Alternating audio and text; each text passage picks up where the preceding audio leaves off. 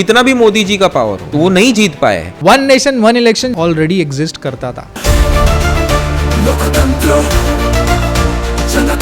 2019 में जो इलेक्शन हुआ था उसमें खर्चा हुआ था 55,000 करोड़। 24 में हुआ ऑलमोस्ट अंबानी के 10% ऑफ नेटवर्थ। अगर मैं वोट देने जा रहा हूँ तो मेरे पे 1400 या 1500 रुपए खर्च हो।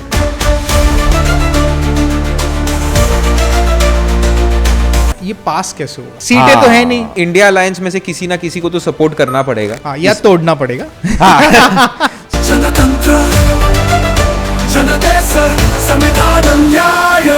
वन नेशन वन इलेक्शन ला रहे हो तो खर्चा कम हो जाएगा, खर्चा और बढ़ेगा, कम नहीं होगा। बीजेपी इसको इतना ज्यादा सपोर्ट कर रहा है, मार्केटिंग प्रोपेगेंडा है। किसी के पास एक फिगर नहीं है कि हम कितने पैसे बचाने वाले, एक अजम्पशन है।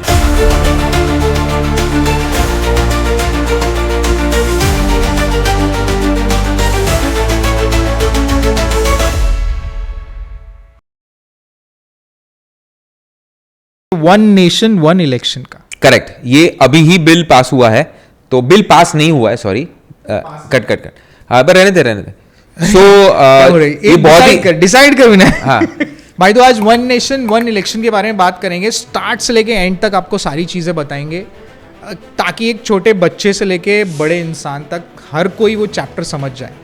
तो बहुत सारी बातें हो रही है वन नेशन वन इलेक्शन के बारे में अपने देश में। शुरुआत से शुरू करते हैं। और बहुत सारे लोगों को ना लगता है 1947 में हमको आज़ादी मिल गई, लात मार के अंग्रेजों को निकाल दिया गया। ऐसा कुछ नहीं हुआ था।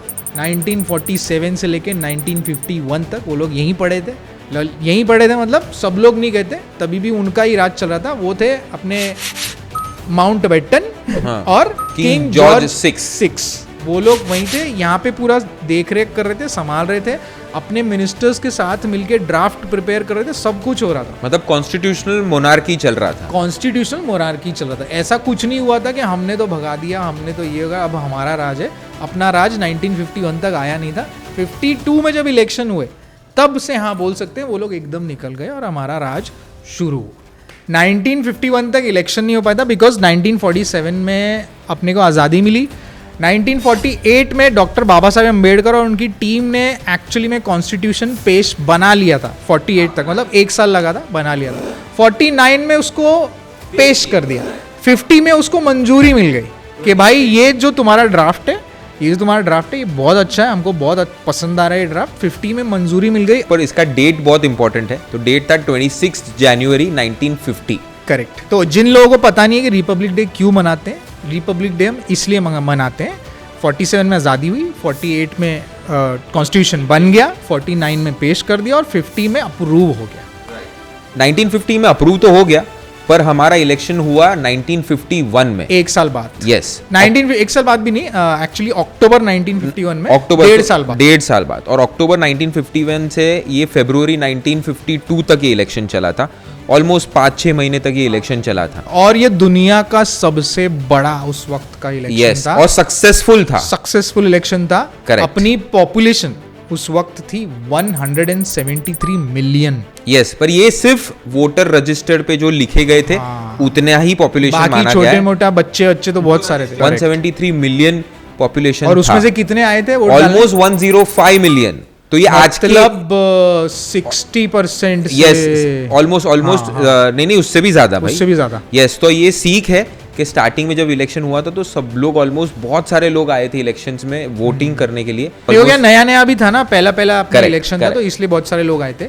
अब थोड़ा पैसे की बात कर लेते हैं। उस टाइम पे 173 मिलियन में से 105 मिलियन लोग जब वोट डालने आए, राइट, उस टाइम पे अपने इलेक्शन में जो खर्चा हुआ वो हुआ 10.5 करोड़ रुपए। करेक्ट। इंडियन रुपीज, मतलब यूएस और इंडियन रुपीज उस वक्त सेम चल रहा था। तो उस टाइम का 10.5 करोड़ रुपया लग गया था सारी चीजों को मैनेज करने में, बिकॉज दुनिया का सबसे बड़ा इलेक्शन था। इसके पीछे की भी एक छोटी सी स्टोरी है कि जब बाबा साहेब आम्बेडकर कॉन्स्टिट्यूशन बना रहे थे, हम लोग विमेन एम्पावरमेंट की बहुत बात करते हैं, तो उन्होंने अपने कॉन्स्टिट्यूशन बनाने के लिए जो ग्रुप में फीमेल्स भी रखे थे और फीमेल्स ने भी पार्ट लिया था ये कॉन्स्टिट्यूशन में अपने इनपुट्स देने के लिए। 15 फीमेल्स थे कॉन्स्टिट्यूशन बनाने के, ड्राफ्ट बनाने के टीम में। और उस वक्त उन्होंने फीमेल्स रखे थे जब यूएस में भी फीमेल्स को इतना वोटिंग पावर नहीं दिया गया, पावर भी नहीं दिया गया था कि वो जाके वोट कर पाए। तो इंडिया इतना ऊपर था उस वक्त। बहुत सारे नामचीन थे जैसे सरोजिनी नायडू,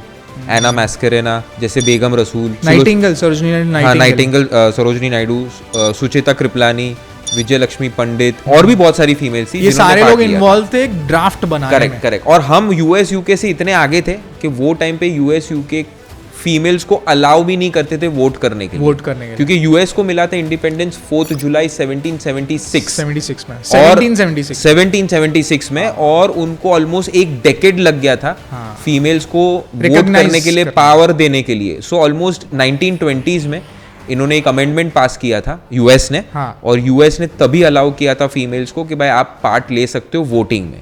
पर उसमें अभी भी जो अफ्रो अमेरिकन फीमेल्स थी वो नहीं, उनको अभी भी पावर नहीं दिया। हम लोग इतने पावरफुल थे, और शायद बाबा साहेब अम्बेडकर की सोच इतनी पावरफुल थी, विजनरी थे। इससे समझ में आता है वो कितने विजनरी थे। उन्होंने हर सेक्टर से लोगों को उठाया, हर सेक्टर से लोगों को इन्वाइट किया कि आप आके ड्राफ्ट बनाओ। तो ऐसा बोलते हैं ना, बाबा साहेब अम्बेडकर ने अकेले बैठ के ड्राफ्ट बनाया था, वो बात सही नहीं है। उन्होंने सबको साथ में मिलके एक ड्राफ्ट बनाया था जो अभी तक लागू है और जो अभी तक रेलेवेंट है। पर उसमें ना उन्होंने बहुत ही इंपॉर्टेंट लाइन बोली थी, the constitution is flexible in any situation, may be it war time और at peace time, but if anything goes wrong in the country then the constitution is not wrong, the man is wild.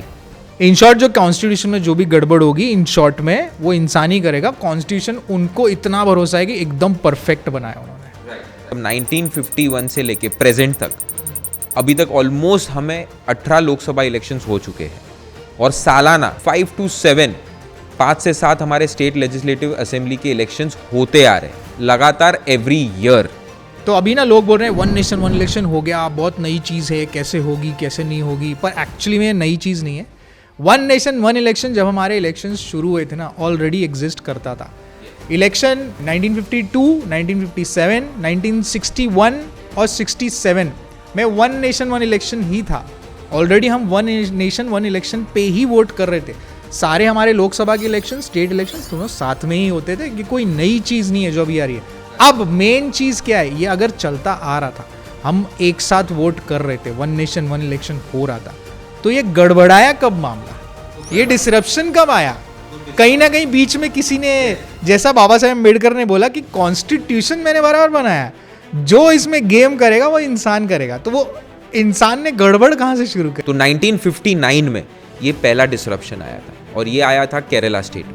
Kerala state में थे mister EMS नंबूदरी-पाल, और वो थी एक communist party. Yes, और वहाँ पे केरला की सरकार बर्खास्त कर दी गई। हाँ, कैसा कहा जाता है, क्यों बर्खास्त की गई? बिकॉज वो एक कम्युनिस्ट पार्टी थी जो बहुत लोगों की आंखों में आ रही थी, इसलिए उसको बर्खास्त कर दिया गया। और ये था अपना पहला blow one nation one election के लिए, क्योंकि बीच में ही एक सरकार बर्खास्त कर दी। तो ये पहला ब्लो हो गया।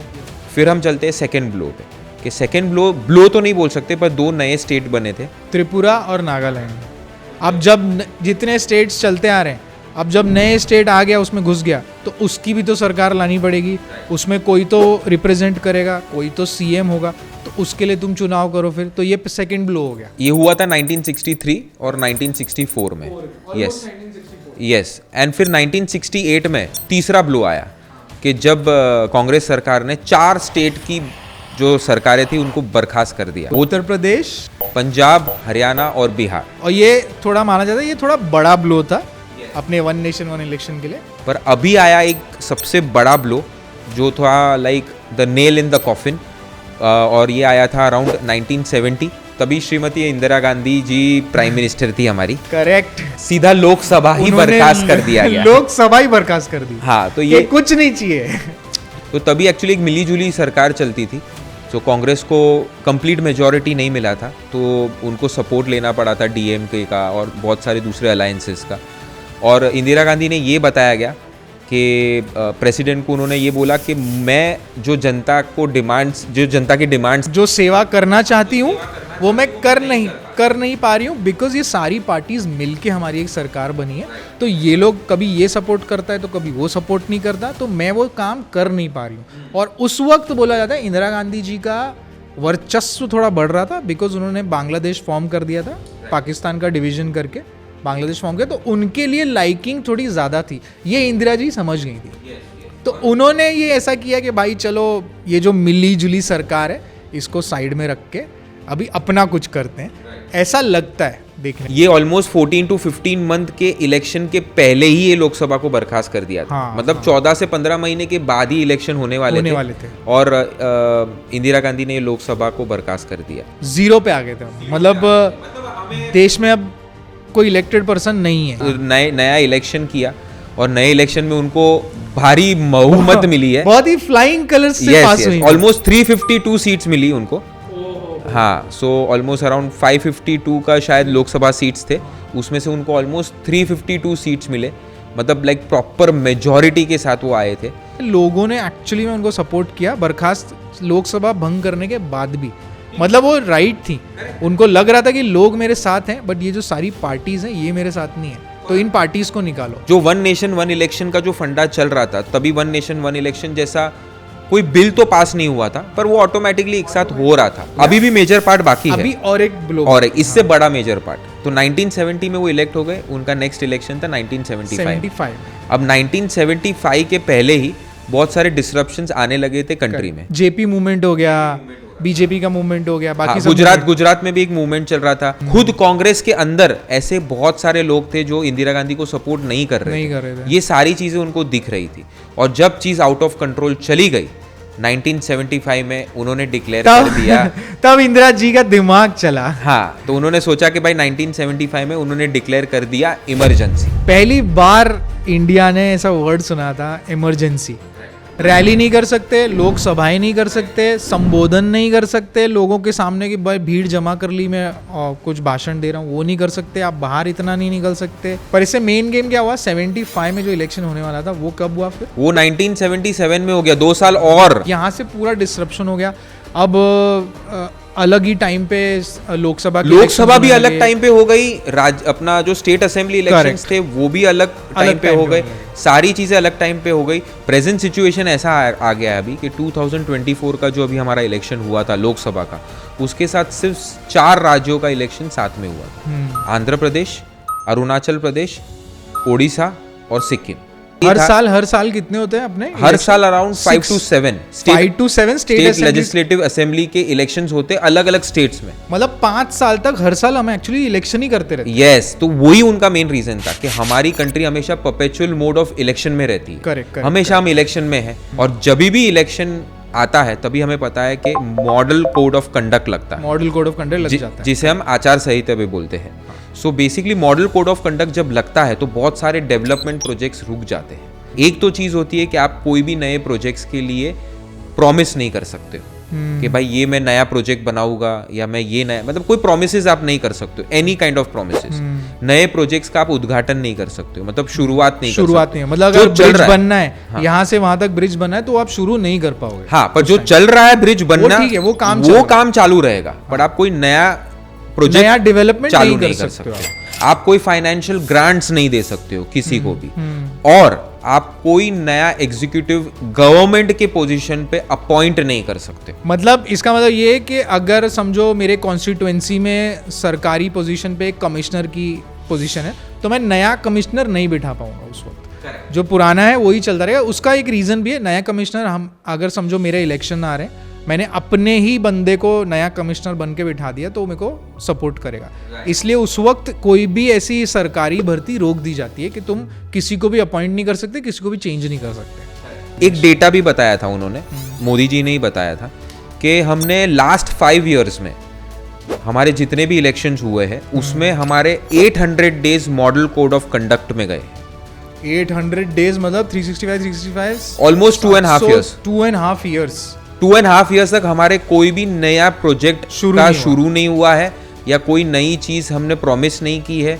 बहुत, ये जो भी सारी चीजें 800 डेज तक रुकी हुई थी। मतलब 5 साल में अगर कोई देश 2 या 2.5 साल तक ऐसे पोजीशन में होता है जहाँ पे मॉडल कोड ऑफ कंडक्ट लगा हुआ है, तो उसकी ग्रोथ रेट ऑटोमेटिकली उसका आधी हो जाती है। ऑलमोस्ट 50% से आप ग्रोथ रेट आपका कम हो जाता है। इसलिए वो बोल रहे हैं कि यार एक बार में करके खत्म करो, ताकि उसके बाद मॉडल कोड ऑफ कंडक्ट ना लगे, उसके बाद जो मेरे को देश को बढ़ाने के लिए चीजें करनी है वो मैं आराम से कर सकता हूँ। ये नहीं है कि यार मेरे को यहाँ से यहाँ ब्रिज बांधना है, तो मैं देखता हूँ पहले मॉडल कोड ऑफ कंडक्ट लगा हुआ है कि नहीं, अरे लगा हुआ है, इसको डिले कर दो, तो चीज़ें डिले नहीं होंगी। इलेक्शन की कोई डेट अनाउंस की जाती है तब से मॉडल कोड ऑफ कंडक्ट लगता है, और लास्ट जब रिजल्ट आउट होता है वो दिन तक model code of conduct continue होता है, इलेक्शन आउट तक। यस। तो ये बहुत बड़ा पीरियड है। हाँ। और जो लास्ट एक बहुत बड़ा रीजन था वो था खर्चा। खर्चे के बारे में बहुत लोग बात कर रहे हैं कि भाई इतना पैसा लग जाता है, उतना पैसा लग जाता है, मेरा पूरा पॉकेट खाली हो जाता है इलेक्शन में।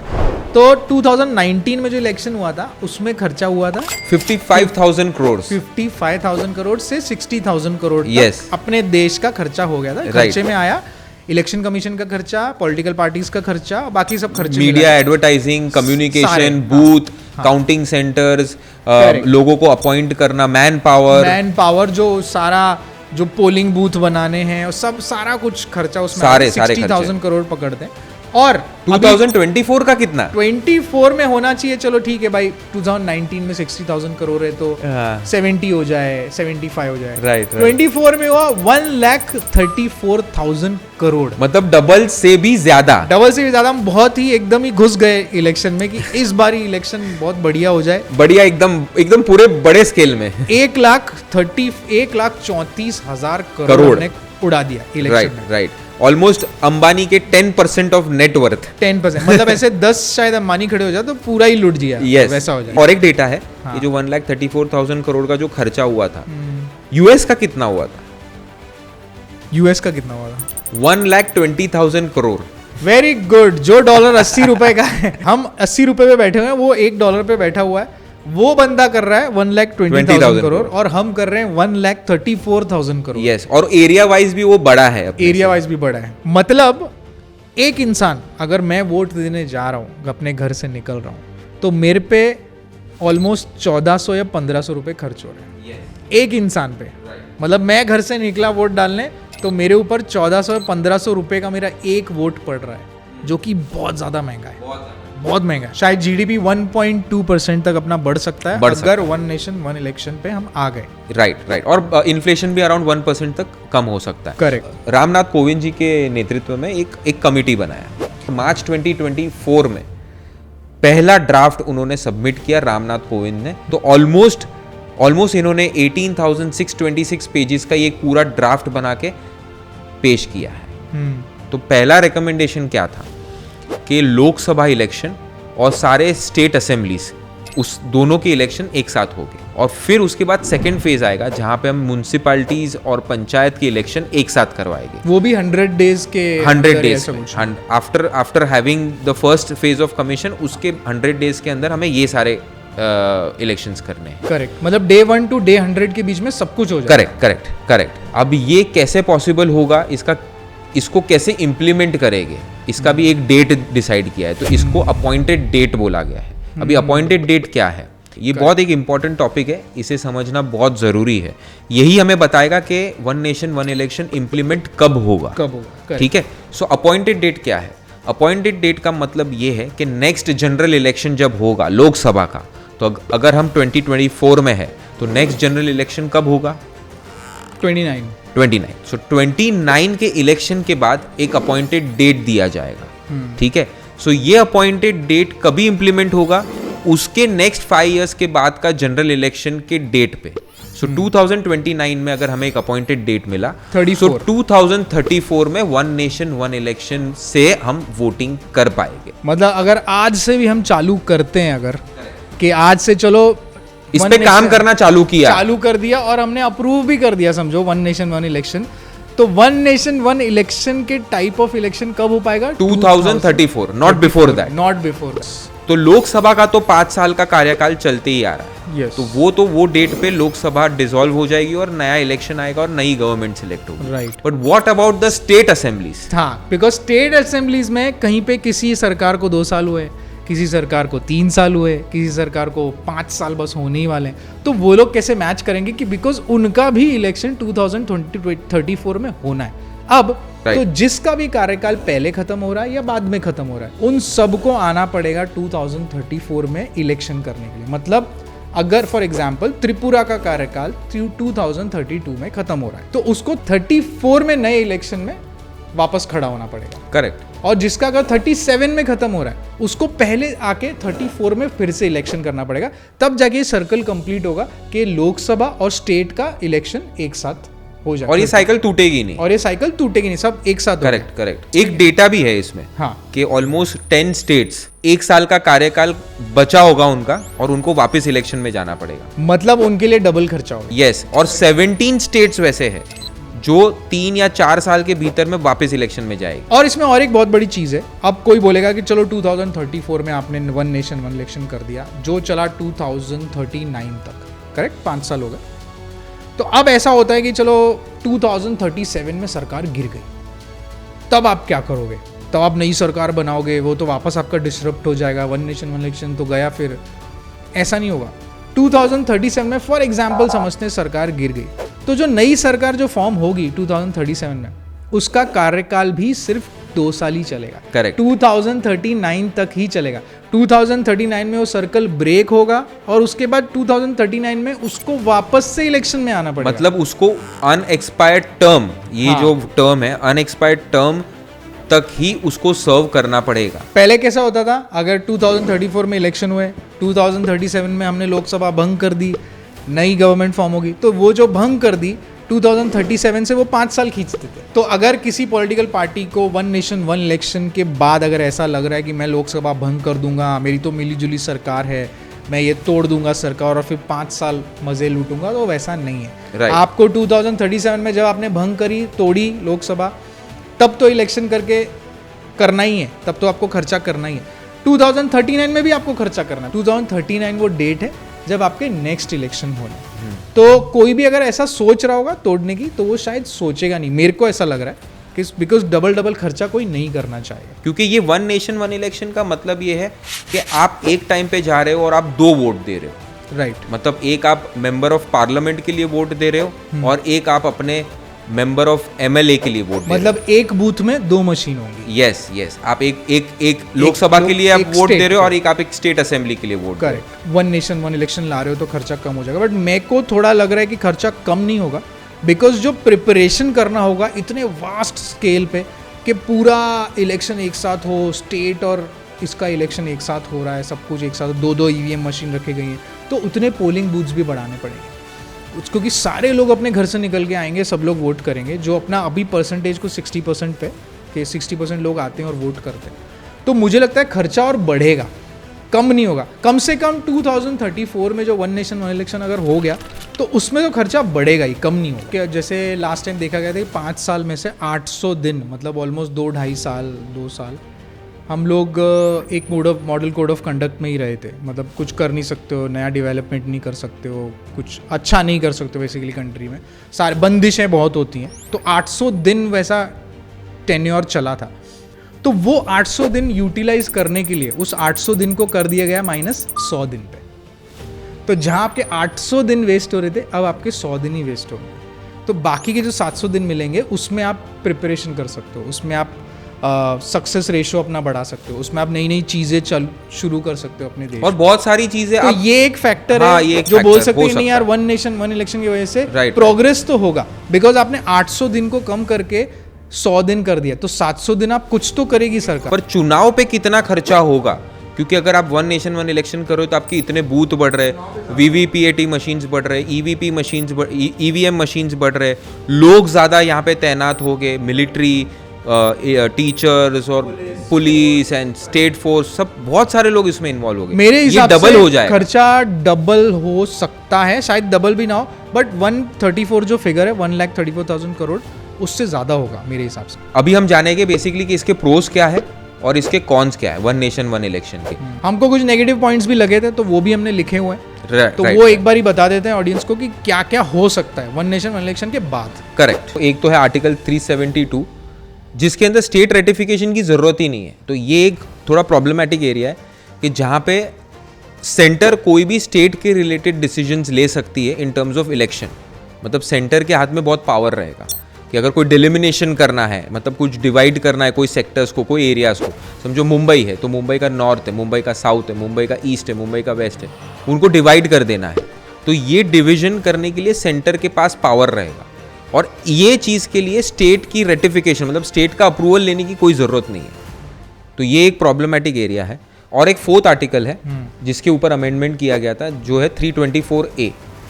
अब ये 324A क्या बोलता है कि जो सेकेंड फेज में हम म्यूनसिपैलिटी, पंचायत, इस सारे इलेक्शंस जो एक साथ कराना चाहते हैं, इसके बारे में ये आर्टिकल है। बट ये आर्टिकल को पास होने के लिए या ये अमेंडमेंट को पास होने के लिए 50% स्टेट रेटिफिकेशन की रिक्वायरमेंट। इसके पहले वाले में 372 में स्टेट रेटिफिकेशन की ज़रूरत नहीं थी। बट अगर आप लोकल लेवल के इलेक्शन को एक साथ कराने की सोच रहे और उसको उसमें अपने कुछ टर्म्स कंडीशंस डालने की सोच रहे, तो सेंट्रल डायरेक्टली नहीं डाल सकता है, उसमें उसको स्टेट की रेटिफिकेशन की ज़रूरत है, वो भी 50% रेटिफिकेशन रिक्वायर्ड है।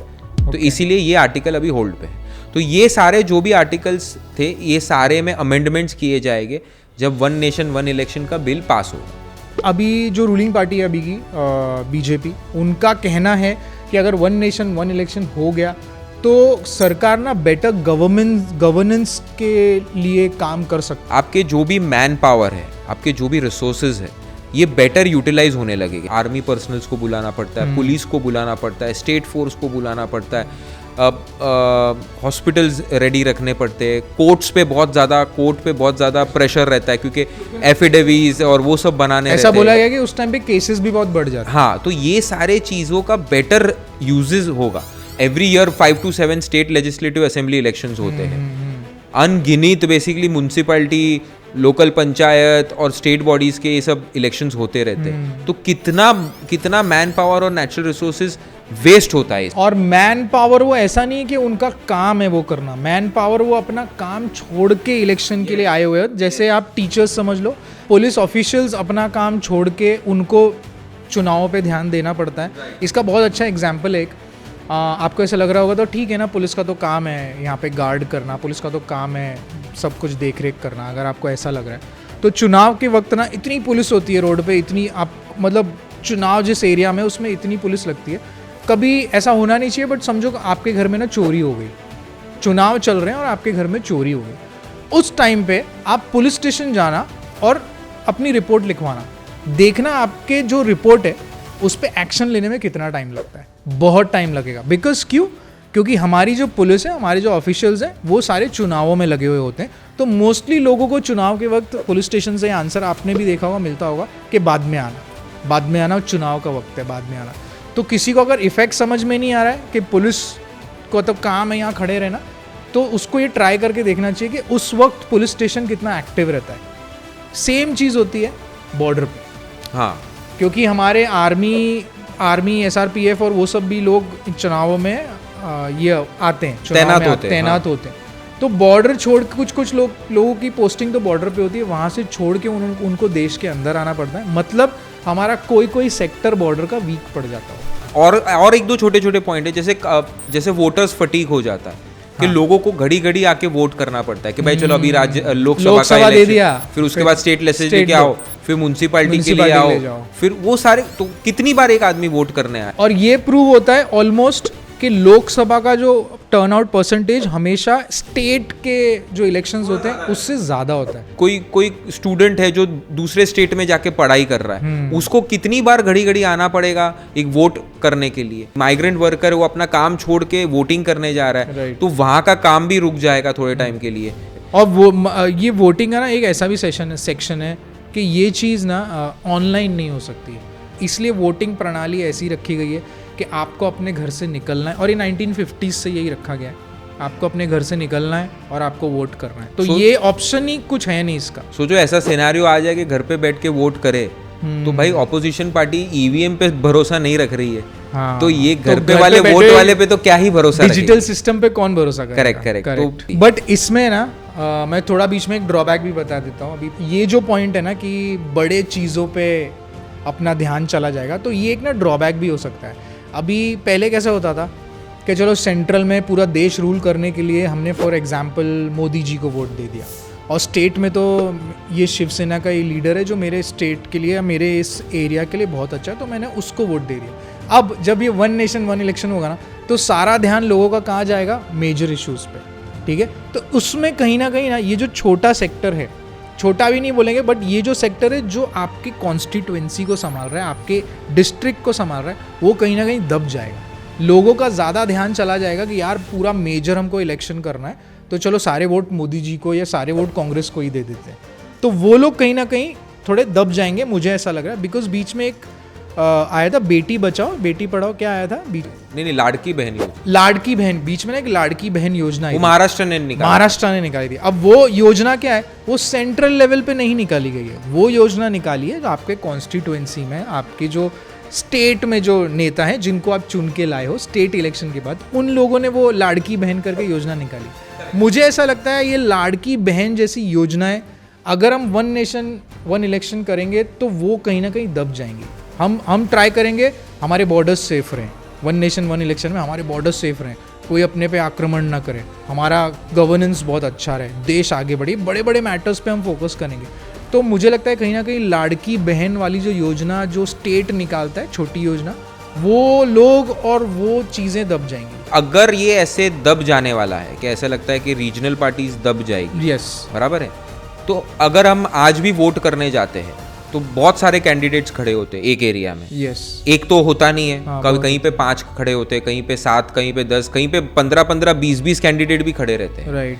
पर हमें कितने कैंडिडेट के नाम याद रहते हैं? हमें तो टॉप 2 या 3 के ही याद रहते हैं। अभी लोग बोलते हैं, जैसे वन ऑफ द कॉन्स है कि भाई बीजेपी के पास बहुत पैसा है, बहुत पावर है, तो वो पूरा ओवर पावर कर देगा ये सारी चीज़ों पे। मतलब इतना उनके पास मैकेनिज्म है कि जब वन नेशन वन इलेक्शन होगा तो स्टेट में भी बीजेपी ही दिखेगी। पर वो तो वैसे भी दिखती है, वन नेशन वन इलेक्शन के बिना भी दिखती है वो।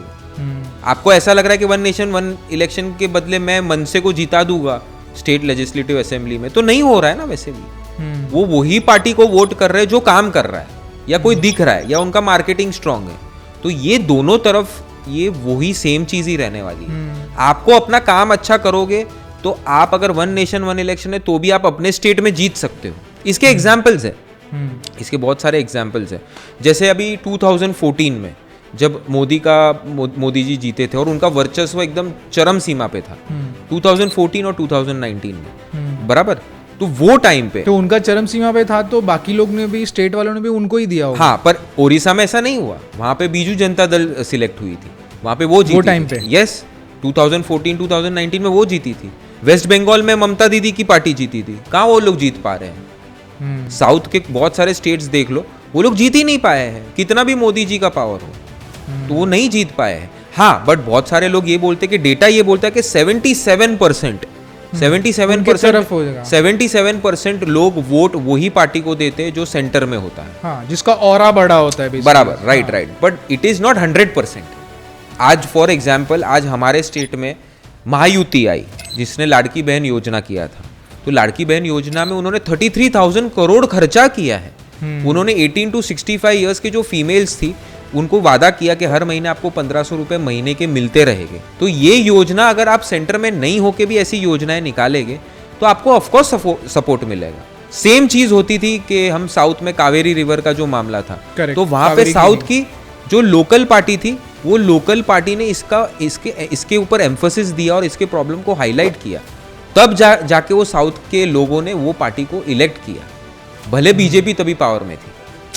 वैसे ही जैसे पंजाब में जो फार्मर्स के इशू थे वो स्टेट वालों ने हाईलाइट किए, सेंट्रल ने ज़्यादा हाईलाइट नहीं किए थे, स्टेट के वजह से ऊपर आए थे। वैसे ही जैसे बिहार में जो माइग्रेंट वर्कर्स के जो इशू थे वो स्टेट की जो गवर्नमेंट थी उसने हाईलाइट किए थे। कितने लोग वोटिंग करने जाते हैं, उनको शायद कांग्रेस का नाम याद रहता है, उनको लोगो याद रहता है, कांग्रेस का हाथ याद रहता है, उनको बीजेपी का नाम और लोगो याद रहता है, उनको शायद पता नहीं होता है मेरे कॉन्स्टिट्यूएंसी से कौन खड़ा हुआ है। हाँ, तो वो सिर्फ कमल देख के और हाथ देख के ही वोट डाल देते हैं। करेक्ट, चलो कमल है ना, इसको दबा दो। उनको लेना देना नहीं होता है मैं खड़ा कौन है, एक्चुअली उसका नाम भी पता नहीं होता है। करेक्ट। तो ऐसे लोग तो और दब जाने वाले, वन नेशन वन इलेक्शन वो दब जाएगा। जैसे ओडिशा में वापस हुआ, जैसे मैंने बोला 2014-19 में बीजेपी की वेव थी, हाँ, और मोदी जी की वेव थी, पर बीजू जनता दल जीत गए वहां पे। पर 2024 में उल्टा हो गया। वहां पे बीजेपी जीती सेंटर में, और यहाँ पे भी सेंटर में बीजेपी जीती, मतलब स्टेट में भी बीजेपी जीती और सेंटर में भी बीजेपी जीती। तो दोनों तरफ मोदी जी का वर्चस्व चला ये टाइम। तो ये भी है, मतलब ये सारे प्रोज एंड कॉन्स तो है ही, साइड बाय साइड चल रहे हैं, साइड बाय साइड चलेंगे।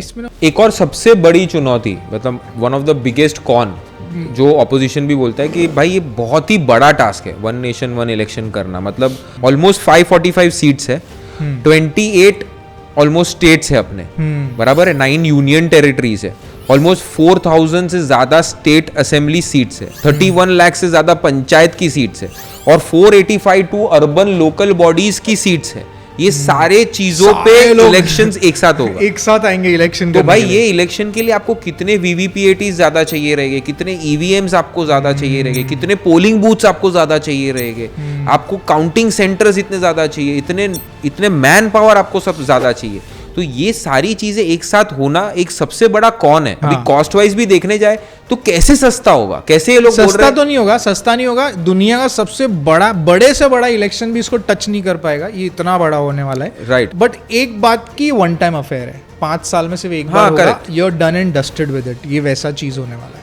तो उसके वजह से चलो एक बारी में, जैसे बोलते हैं ना, एक बार में खर्चा कर लो, अच्छी चीज घर ले आओ, तो ये वो हो सकता है। और अगर पॉजिटिव देखे तो बहुत सारे कंट्रीज इसके ऊपर ऑलरेडी ये अमल कर चुके हैं, जैसे ब्राजील है, जर्मनी है, ऑलरेडी कर रहे हैं, स्वीडन है, वहां पे already one nation one election हो रहा है, और वहां पे तो हो ही रहा है ऑलरेडी। बट जैसे हमने स्टार्टिंग में बताया, हमने जब शुरुआत की थी, हमने वन नेशन वन इलेक्शन की तरह ही शुरुआत की थी। हाँ, वो तो बीच में डिसरप्शन आ गया और हमारा साइकिल बिगड़ गया। और सबसे इंपॉर्टेंट एग्जांपल है अभी इंडोनेशिया का। इंडोनेशिया में अभी जो लास्ट इलेक्शन हुआ था, वो वन नेशन वन इलेक्शन के हिसाब से फर्स्ट इलेक्शन हुआ था, और ये बहुत ही सक्सेसफुली ये इम्प्लीमेंट भी हुआ, और ये बहुत अच्छा इलेक्शन गया। तो ऐसे भी एग्जाम्पल्स है कि जिन्होंने वन नेशन वन इलेक्शन को एक पॉजिटिव तरीके से किया है। बीजेपी इसको इतना ज़्यादा सपोर्ट कर रहा है। एक ऐसा बोल रहे हैं अभी लोग कि प्रधानमंत्री जी का सपना है कि 2047 में हमको 100 साल पूरे हो जाने वाले, मतलब 1947 से 100 years of independence, 100 years of independence, proper independence.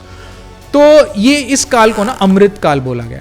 ये काल from 75 to 100, correct, from 25 years को अमृत काल बोला गया, जहां पे बहुत ज्यादा प्रोबेबिलिटी है इंडिया की 2047 तक एक डेवलपिंग नहीं, डेवलप्ड नेशन बनने की। बोल रहे हैं कि ये करने से हम इतने डेवलप्ड हो जाएंगे तो हमारे डेवलप्ड नेशन के लिस्ट में हमारा नाम आने लगेगा।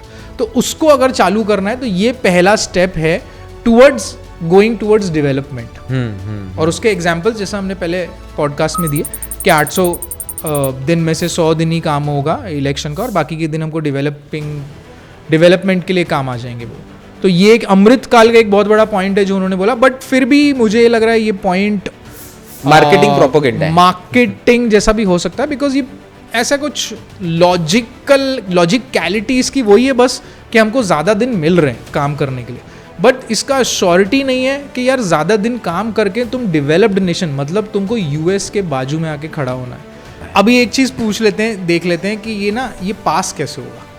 सीटें तो है नहीं, अमेंडमेंट लाना है कॉन्स्टिट्यूशन में, उसके लिए चाहिए कितने वोट्स? ऑलमोस्ट हमें चाहिए 350-360 वोट्स चाहिए, 362 वोट्स 362 वोट्स चाहिए, राइट। और अब इनके पास तो ऑलमोस्ट 2/3, हाँ ऑलमोस्ट 2/3, और बीजेपी के पास 290 समथिंग, हाँ 292 है। और अगर वो बाहर जो बैठे, जो फेंस पे बैठे, YSRC है या BJD है, 11, वो सब लोग को भी मिला ले तो भी 11 ही होगा, 11 या 12 है। तो ऑफ कोर्स इंडिया फिर भी कितने बचे? फिर शायद 40-50, हाँ 40 बचे। ये कहाँ से आएंगे? ये आएंगे शायद अभी इंडिया अलायंस में से किसी ना किसी को तो सपोर्ट करना पड़ेगा, हाँ, या तोड़ना पड़ेगा। हाँ सो वो तोड़ना जोड़ना करना पड़ेगा, हाँ। तो ही ये चीज पास हो सकती है, तो ही पास होगी, वरना पास नहीं होगी। राइट। ऑफ कोर्स ये नंबर गेम तो है ही, इसीलिए जब 17 दिसंबर 2024 को हमारे लॉ मिनिस्टर जो अर्जुन राम मेघवाल है, इन्होंने ये प्रेजेंट किया ये बिल को, तो ऑफ कोर्स वो मेजॉरिटी तो मिली नहीं उनको, तो ये पास नहीं हो पाया है।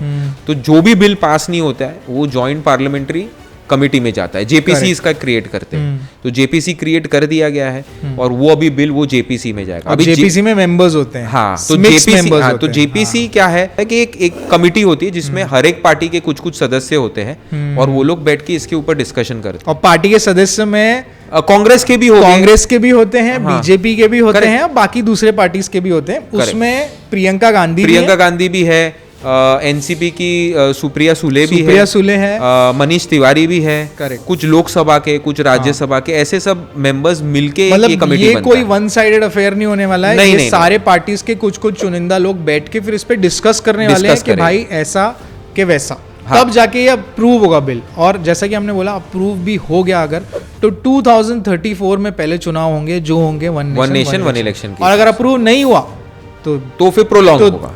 गाड़ी चली रही है तो ऐसे ही चलाओ। Yes yes, every year 6 to 7 state assembly elections करते रहो। Same same same. Right right. मेरा मानना ये है कि हमें वन नेशन वन इलेक्शन करना चाहिए कैसे भी करके, क्योंकि इतने सारे इलेक्शंस हम जो करते हैं हमें आधे इलेक्शंस तो पता भी नहीं होते, उनका नॉलेज भी नहीं होता है हमें। एक इलेक्शन होगा तो सब लोग इसके ऊपर स्टडी भी अच्छा कर सकते हैं कि भाई कौन अपने रिप्रेजेंटेटिव्स है, कौन ज़्यादा काम करता है एक एरिया में, क्या नहीं करता है। तो इस पे वोटिंग, मुझे लगता है क्वालिटी वोटिंग होने की आवश्यकता, मतलब क्वालिटी वोटिंग होने की संभावना ज़्यादा है, कीपिंग इन माइंड के this is for the development of nation and not saving the cost.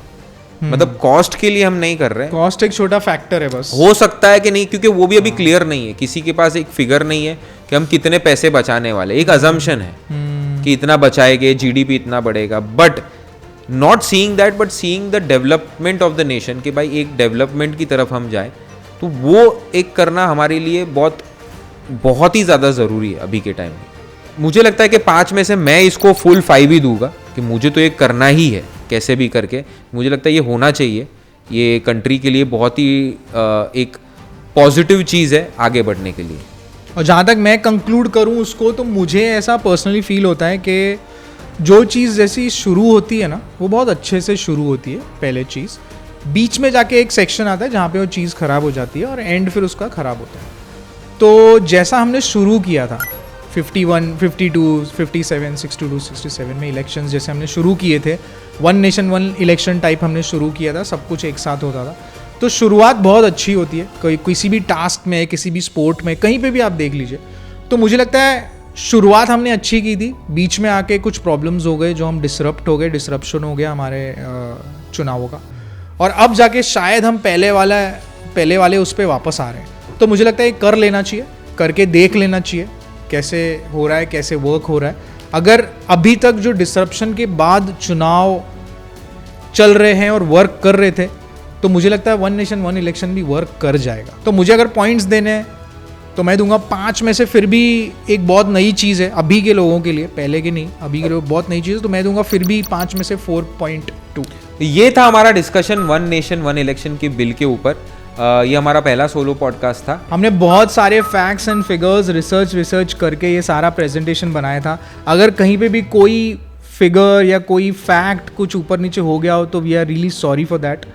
और हाँ भाई, आप लोग कमेंट करके भी जरूर बताना कि आपको आपका क्या व्यू पॉइंट है। आप अगर pro one nation one election है तो आप उसके बारे में बताइए। हाँ। अगर आप अगेंस्ट हो तो कोई प्रॉब्लम नहीं, आप अगेंस्ट के लिए भी बता सकते हो। और अगर आपके दिमाग में कोई टॉपिक है हाँ, सोलो पॉडकास्ट के लिए कि भाई हम ये टॉपिक पे कोई डिस्कशन करें आगे के लिए, तो प्लीज जरूर ये टॉपिक्स कमेंट बॉक्स में मेंशन करना। We will surely look into it and हम लोग ट्राई करेंगे उसके ऊपर सोलो पॉडकास्ट बनाने के। आगे भी हमारे बहुत सारे एक्साइटिंग पॉडकास्ट आने वाले हैं। एंड थैंक यू अगेन, हमारे 6 महीने में 100 के सब्सक्राइबर्स हो गए हैं। ये हमारा पहला सोलो पॉडकास्ट था उसके बाद का। So thank you guys for supporting us, for loving us. Yes, so do like, share, comment and subscribe to Win Win World. और मिलेंगे जल्दी एक नए पॉडकास्ट के साथ। तब तक के लिए जय सिया राम, हर हर महादेव।